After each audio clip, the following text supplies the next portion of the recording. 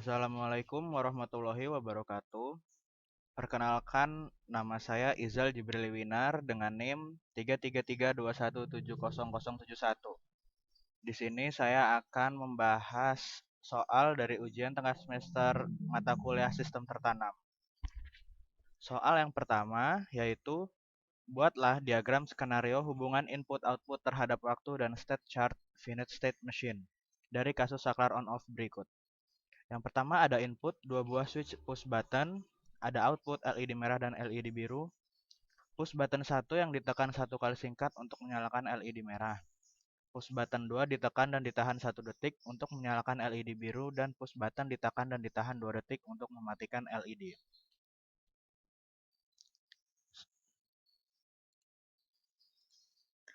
Kondisi awal yang pertama yaitu LED mati. Untuk skenario input yang pertama, push button 1 ditekan satu kali pendek, kurang dari 1 detik, dan push button 2 ditekan satu kali panjang lebih dari 1 detik. Nah, di sini bisa dilihat push button 1 ditekan di detik ke-1 dan dilepas sebelum menyentuh 2 detik. Maka outputnya yaitu LED merah akan langsung nyala di detik pertama hingga detik selanjutnya. Yang kedua, push button 2 ditekan di detik ke-1 dan dilepas melewati lebih dari 2 detik tetapi kurang dari 3 detik. Jadi di sini ada 1,5 detik untuk menekan push button 2. Yaitu hasilnya LED biru akan menyala di detik kedua karena LED biru akan menyala saat ditahan 1 detik. Selanjutnya untuk skenario yang kedua, push button 1 dan push button 2 ditekan satu kali panjang dengan kondisi awal LED mati. Nah, di sini bisa dilihat push button 1 dan push button 2 dijadikan satu gambar, ditekan di detik ke-1 dan dilepas di detik ke-2,5. Berarti di sini ada 1,5 untuk waktu penekanan. Outputnya yaitu LED merah akan menyala di detik pertama hingga seterusnya dan LED biru akan nyala di detik kedua dan seterusnya. Untuk selanjutnya yaitu skenario input yang ketiga di mana push button 1 dan push button 2 ditekan berkali-kali pendek dengan kondisi awal LED mati. Di sini bisa dilihat push button 1 dan push button 2 dijadikan satu diagram lagi. Di sini push button 1 dan push button 2 ditekan di detik pertama dan dilepas sebelum di detik kedua. Ditekan lagi di detik kedua dan dilepas lagi sebelum detik ketiga, ditekan lagi di detik ketiga dan dilepas lagi sebelum detik keempat. Jadi ada waktu kurang dari 1 detik. Nah, hasilnya itu LED merah akan menyala di detik pertama. Kemudian LED biru tidak akan pernah menyala karena LED biru akan menyala jika push button 2 ditekan selama 1 detik. Selanjutnya untuk skenario input yang keempat, di mana push button 1 dan push button 2 ditekan dan ditahan selama 1 detik. Kondisi awal LED yaitu nyala untuk LED merah dan LED biru.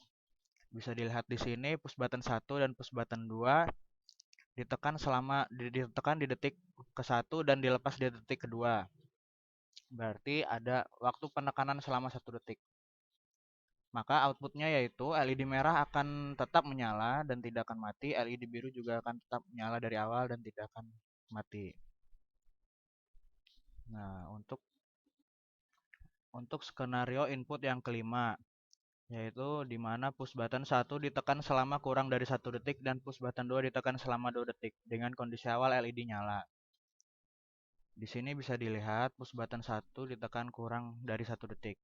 Ditekan di detik pertama dan dilepas sebelum di detik kedua.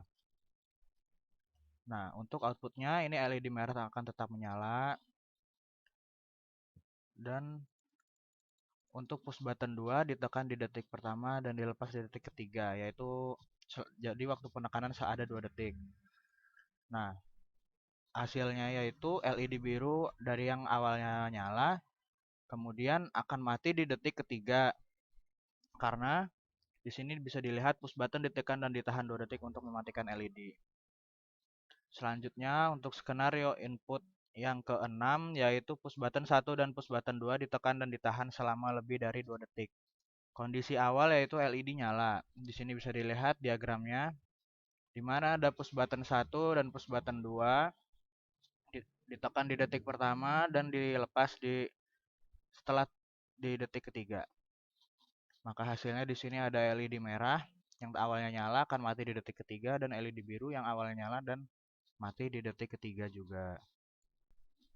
Nah, di sini bisa dilihat state chart. State chart dimulai dari off stable di sini.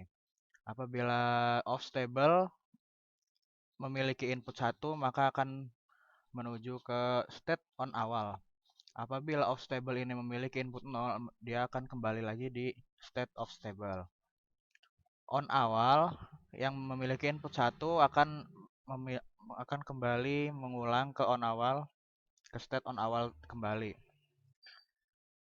Apabila on awal ini memiliki input 0, maka akan berjalan selanjutnya ke state on stable. Dari state on stable, apabila input memiliki nilai 1 dan counter 0, maka akan berjalan ke on end. Apabila dari on stable sini memiliki input sama dengan 0, akan kembali mengulang ke state on stable tersebut.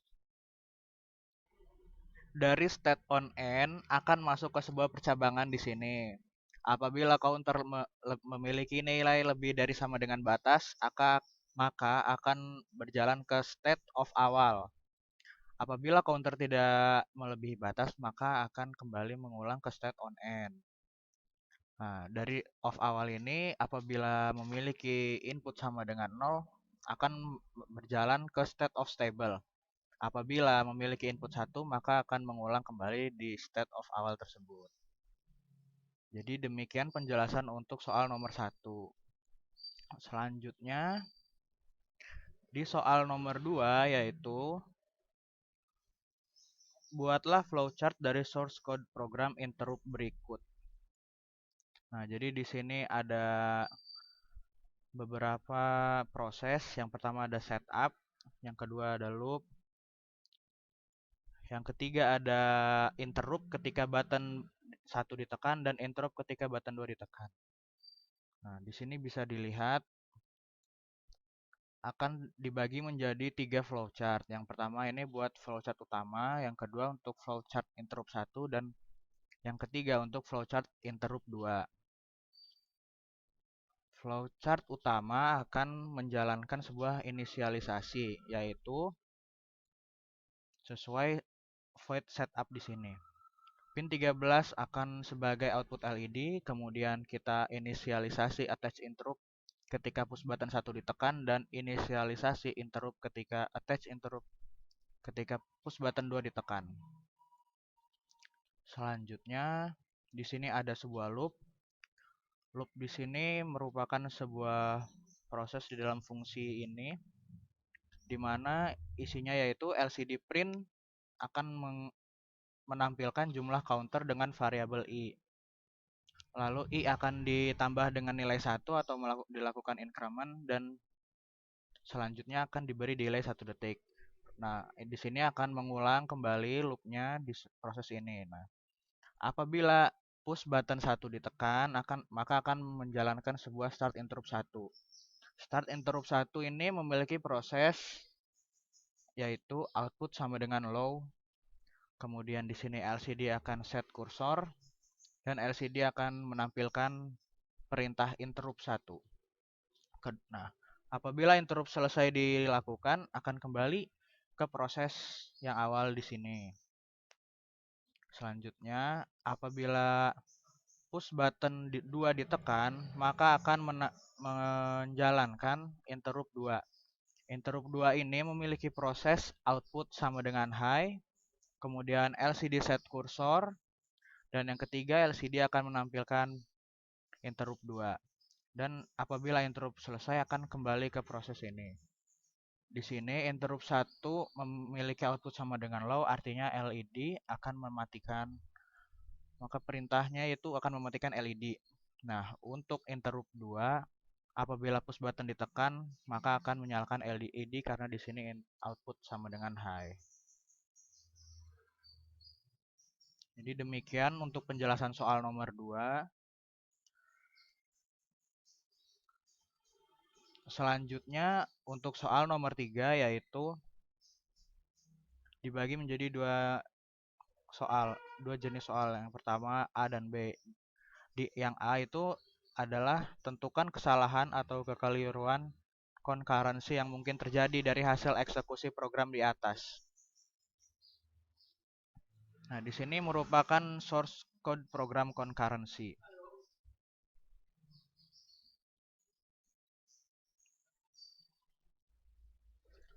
Nah, kesalahan yang mungkin terjadi yaitu kita harus mengetahui dulu urutan eksekusi program. Nah, yaitu di sini bisa dilihat di void main akan menjalankan proses A, kemudian akan menjalankan proses B. Nah, proses A ini apa? Nah, proses A itu mengisi variabel count yang bernilai 3 dari memori ke dalam register R1 sehingga R1 akan bernilai 3. Kemudian proses A melakukan increment pada R1 sehingga bernilai 4. Nah, yang ketiga, proses B mengisi variabel count yang bernilai 3 dari memori ke dalam register R2 sehingga R2 bernilai 3. Nah, proses A tadi menyimpan R1 ke variabel count sehingga count sama dengan 4. Untuk proses B menyimpan R2 ke variabel count sehingga count sama dengan 2. Nah, maka letak kesalahan itu di sini pada variabel count karena dia memiliki nilai akhir yang bernilai 2.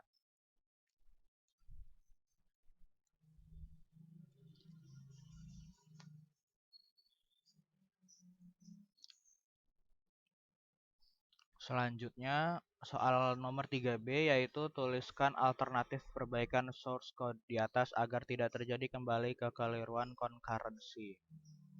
Nah, jadi pada alternatif program di sini yaitu ditambahkan setelah tail sama dengan tail ditambah 1 modulo n ditambahkan listing berikut. Count mutex log, selanjutnya count sama dengan count plus 1 atau increment.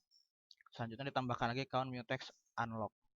Untuk proses B, setelah head sama dengan head plus 1 modulo n, di sini ditambahkan juga count mutex log, terus selanjutnya count sama dengan count plus 1 untuk increment, dan count mutex dot unlock. Nah, setelah ditambahkan source code tersebut, prosedur program jadi berbeda. Nah, di sini anggap proses A sedang diblok atau sedang tidak dijalankan, sehingga proses B yang sedang berjalan. Nah, proses B ini kemudian akan mengisi variabel count yang bernilai 3 ke register R2. Proses B melakukan decrement sehingga R2 sama dengan 2. Proses B kemudian menjalankan operasi unlock sehingga proses A dapat kembali berjalan. Nah, proses A ini kemudian akan mengisi count ke register R1 dengan nilai 2. Proses A melakukan increment di sini count plus 1 dan hasil akhirnya count memiliki hasil akhir bernilai 3. Jadi count di A dan count di B memiliki nilai yang sama yaitu 3. Sekian penjelasan dari saya. Kurang lebihnya mohon maaf. Wabillahi taufik wal hidayah. Wassalamualaikum warahmatullahi wabarakatuh.